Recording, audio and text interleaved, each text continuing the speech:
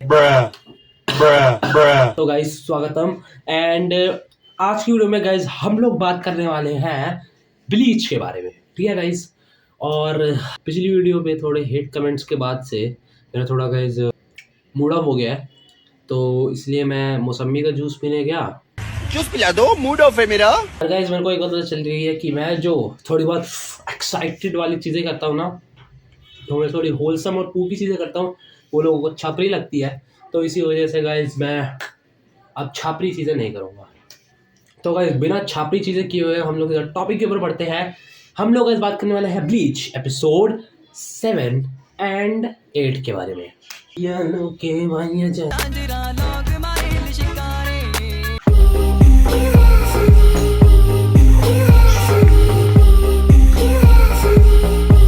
सब कुछ सही लग रहा है। तो गाइज हम लोग एपिसोड 6 से स्टार्ट करें तो हम लोग देखते हैं कि गाइज युवाहा अपने वार वेल्ट में, ठीक है, कि कैसल में वो कहता है बाकी सारे स्टैंड रेटर्स को कि वो जाए और जो भी लोग आए हैं वॉर वेल्ट में, ठीक है, उन सबको हराए, मतलब सारे सोल रीपर्स को हराए, ठीक है, क्योंकि सारे सोल रीपर्स आ रखे थे। तो सब और उससे वॉर वेल्ट का मतलब उनके ब्लड से वॉर वेल्ट की एंट्रेंस सेरेमनी या मतलब सेलिब्रेट करें उसके एंट्रेंस को। तो और फिर उसके बाद से सब जाते हैं, ठीक है। फिर हम देखते हैं कि भाई आस्किन जो है वो इचिगो के ग्रुप के पास जाता है। तो ग्रिमजो इचिगो के ग्रुप के साथ तो नहीं चलेगा, तो ग्रिमजो थोड़ा सा दूर चल रहा था, ठीक है। फिर आस्किन दिखा, ठीक है, उसको वो फिर मतलब जब चैलेंज के लिए आया तो वो गुस्से में था, मतलब ग्रिमजो तो कि भाई मतलब वो जल्दी जल्दी हराना है, फिर मेरे को इचिगो से लड़ना है। तो इसी वजह से मतलब भाई उसने क्या कहते हैं आस्किन से सीधा बिना कुछ पूछे कुछ भी करे से लड़ाई करना स्टार्ट कर दिया। और फिर आस्किन भाई रुक जा रुक जा रुक जा रुक जा रुक जा दोस्त, तो ये चीज बोलता है ग्रिमजो को, बट ग्रिमजो को कुछ फर्क नहीं पड़ता, ठीक है, उनको बस उसको हराना था, ठीक है। तो फिर उसके बाद थोड़े टाइम के बाद से आस्किन ने मतलब भाई स्टैंड रेटर ऐसे फालतू में तो है नहीं, ठीक है, कुछ ना कुछ तो करेगा ही, हमारा बगी तो है नहीं। तो गाइस आस्किन ने ये तो 100% श्योर कि ग्रिमजो को इससे इतनी छोटी सी चीज से तो कुछ भी नहीं होने वाला भाई, क्योंकि हमारा ग्रिमजो भी गोट है, ठीक है।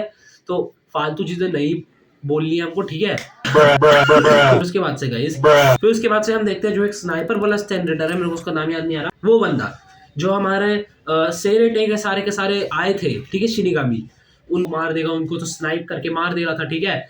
और खतरनाक बंदा है भाई, वो एक ही बार में 2 लोगों को मार दे रहा था, वो भी ये नहीं कि आगे पीछे खड़े हैं, अलग अलग डायरेक्शन में, एक यहाँ है और एक ही बार में 2 लोगों को, वो भी एक ही स्नाइपर से। तो गाइज क्विंची है तो कुछ ना कुछ तो करा ही होगा गाइज। तो गाइज वो बंदा थोड़ा बहुत खतरनाक है, ठीक है, पर उस बंदे के बारे में हम वहीं पर देखते हैं एपिसोड 6 में। फिर उसके बाद से क्या होता है कि रेंजी, हमारा रेंजी भाई जाता है दूसरी साइड और वो किससे लड़ता है, इशिदा से, इशिदा उर्यू से, भाई वो इशिदा से लड़ता है, ठीक है। और फिर भी हो सकता है गाइस वो भी इचिगो से भी, जो करंट इचिगो है उस इचिगो से भी ज्यादा पावरफुल हो चुका हो रेंजी। कोई भी गाइस ऑफेंसिव चीज नहीं बोलना चाहता, बट गाइस जो हमने बैटल में देखा इशिदा और रेंजी की, उससे हमको पता चला, जैसे कि देखो आया, ठीक है, रेंजी सबसे पहले अटैक्स कर रहा था जाबी मारू से, ठीक है, नॉस्टैल्जिया में जाबी मारू से अटैक्स होते हुए जब जाबी मारू खींच रहा था, ठीक है, जाबी मारू से अटैक किया। उसके बाद से इशिदा भी अटैक कर रहा था, ठीक है। और फिर उसके बाद से थोड़ी बहुत बातचीत हुई, उसके बाद से मतलब बातचीत क्या, वैसे फाइट्स में जो बातचीत होती है अलग ही जो उसका ऑरा होता है वैसी वाली थी। तो वो जो उसने इचिमोनजी इचिबे था ना, हमारे इचिबे ने उसको जो ट्रेनिंग दी थी उसकी मदद से ही उसको वो हरा दिया। और इशिदा जो है वो अपने क्विंशी के फॉर्म में आया, जो खुद से कह रहा होगा मेरे को नहीं पता इंटरनेट पे उसको क्या बोल रहे हैं, ठीक है, तो मैं उसको बोल रहा हूँ फाइनल, फाइनल बोल रहे हैं, फाइनल क्विंशी की फॉर्म में आया वो अपने, ठीक है। तो फाइट कर सकते हैं और अभी तो वो और सीरियस होने वाला है, मेरे को पता है, बट गाइज जितना हमने बैटल के हिसाब से देखा मैं उस हिसाब से बोल रहा हूँ, ठीक है। फिर उसके बाद से तो गाइज वो अपने जाबी मारू के फाइनल फॉर्म में आया, ठीक है, उसने एक अलग सा अटैक किया जिनसे इशिदा पूरा हार ही चुका था गाइज, वो पूरा लेट गया था।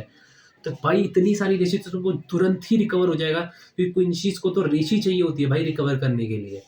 तो बस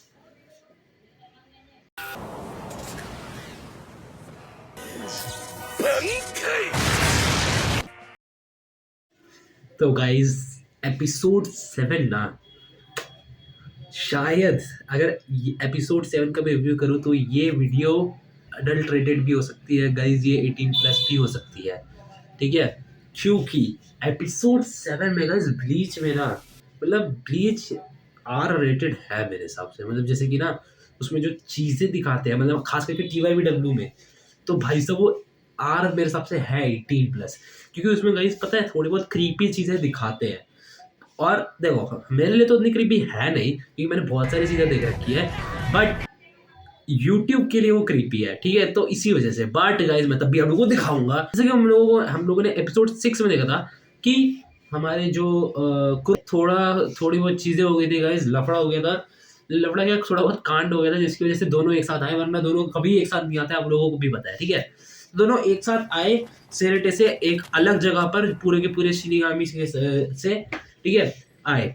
तो फिर उसके बाद से उनके सामने आया फारनादा फारंकजस, ठीक है गाइज, यही स्पेलिंग है, मतलब यही प्रोनाउंसिएशन है जितना मैंने देखा है। तो वो आया गाइज, ठीक है, तो हम उसको पारनाडा बोलेंगे। पारनाडा आया, ठीक है। और वो पारनाडा जो है ना, वो सोल किंग का हिदारयुदे, मतलब सोल किंग का लेफ्ट आर्म है गाइस। मतलब जैसे कि हमको होता है मिमी हागी sama जो था, वो सोल किंग का राइट आर्म था, ठीक है। और सोल किंग का राइट आर्म कामनेस को कंट्रोल करता है, और लेफ्ट आर्म कहते हैं कि एडवांसमेंट को कंट्रोल करता है, ठीक है। गाइस कुछ भी ठीक नहीं है क्योंकि वीडियो बहुत ज़्यादा लंबी हो चुकी है, तो मैं वॉइस ओवर करने वाला हूँ। तो गाइस जैसे कि आप लोग देख रहे हैं कि ज़ाराकी का जो हाथ है बहुत ज़्यादा टूट रहा है, क्योंकि उसको जो पार्टनर है वो कंट्रोल कर रहा है अपनी नर्व्स की मदद से, जो उसकी बॉडी के बाहर है। ये चीज़ कुरोत्सुची उसको बताता है, और फिर जब वो उससे लड़ने के लिए जाता है तो उसकी बॉडी फटने से बच जाए, इसलिए कुरोत्सुची उसको पैरालाइज कर देता है। उसके बाद से पार्टनाडा सोल किंग का लेफ्ट आर्म के फॉर्म में आता है, और फिर वो बहुत ज़्यादा शॉक हो जाता है कुरोत्सुची कि ये क्या हुआ, और वो बोल भी रहा है, तो उससे बहुत ज़्यादा इंटरेस्ट आ जाता है उसको उसमें। वो उसके हाथ का एक उंगली एक प्रिजर्वेटिव लेना चाहता था ताकि वो उस पर एक्सपेरिमेंट कर पाए। उसकी एक पावर थी जिससे वो उस एक पार्ट से अपना एक दोबारा हाथ बना सकता था, अपनी पूरी बॉडी फॉर्म कर सकता था। तो ये चीज़ को काउंटर करने के लिए फिर उसने बांकाई किया। आश्चर्य गिजो का नया फॉर्म आया, जिसमें एक आश्चर्य गिजो दूसरे आश्चर्य गिजो को पैदा कर रहा है, और वो जो आश्चर्य गिजो होगा जो पैदा होगा वो बहुत ही ज़्यादा पावरफुल होगा, क्योंकि जो भी कंडीशंस होगी जो उसको दी जाएगी वो उसको काउंटर करने के लिए बना होगा। उसकी मदद से उसने सोल किंग के लेफ्ट आर्म को हरा दिया, क्योंकि उस बच्चे ने उस सबको खा लिया।